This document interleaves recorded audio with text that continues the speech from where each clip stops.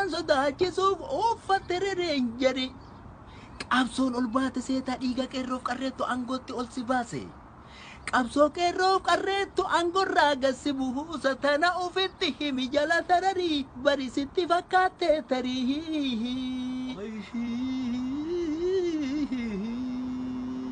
harkaan ummata kaate jiruuf jireenya kan kee tagalchite gaafi carraa sadiin qabda sadiin keessaa filadhu yookaan akka mangistuu yookaan akka sadaamii yookaan akka gadaafii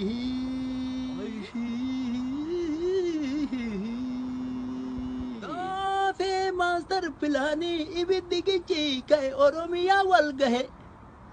fincila diddaa gabrummaa qeerroof qarreen ol ka'e ilmaan oromoo hundi keessaaf alaa wal ta'e qabsoo irra bobba'e wayyaanee lafaan dha'e ibiddi amboo ka'es taphatti dhaamuun ta'u hanga gaafiin oromoo hundisaa galma gayu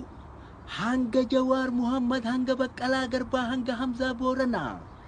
hanga abdii raggaataa hanga dajanee xahaafa hanga ilmaan oromoo hundisaa hidhaa ba'u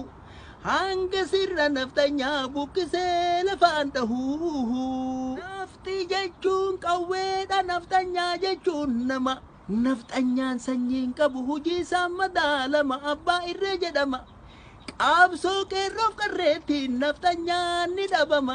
warri har'a nu hidhu warri har'a nu qabu bodhinnu hin qabama qabsoo jabaadhaa jama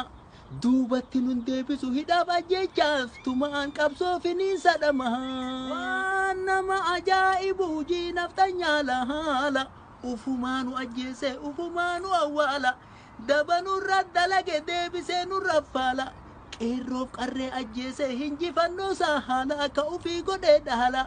humna qawwee abdatee nu sodaachisu yaa haala